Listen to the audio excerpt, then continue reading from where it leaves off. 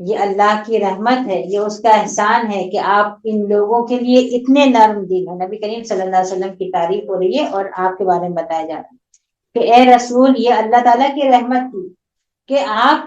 اتنے نرم دل ہو گئے ان کے لیے۔ اگر آپ سخت دل ہوتے، اگر آپ سخت زبان ہوتے تو یہ لوگ آپ کے پاس سے ہٹ جاتے، چھٹ جاتے، یہ لوگ آپ کے قریب نہیں آتے۔ تو آپ اسی اس پر قائم رہیے۔ آپ ان لوگوں نے جو بھی غلطی کی ان کو معاف کر دیجیے، ان کے لیے مغفرت طلب کریے اللہ تعالیٰ سے،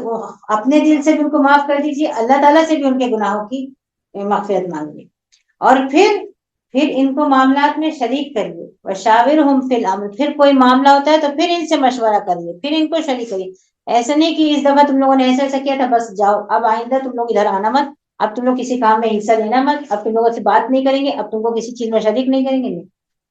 غلطی کی تھی وہ بھی توبہ کریں اور آپ بھی ان کے لیے معافی مانگیں، آپ ان کو معاف کر دیں، پھر دل صاف ہو جائے، پھر ان کو ویسا ہی بنا لیا جائے جیسے پہلے وہ تھے، پھر ان سے مشورہ کیا جائے، ان کو معاملات میں شریک کیا جائے، اور جب کسی کام کا پکا ارادہ ہو جائے تو پھر اللہ پر بھروسہ کریے۔ فتوکل علی اللہ ان اللہ یحب المتوکلین، پھر اللہ پر بھروسہ کر کے اس کام کو کر ڈالیے، اللہ بھروسہ کرنے والوں کو پسند کرتا ہے۔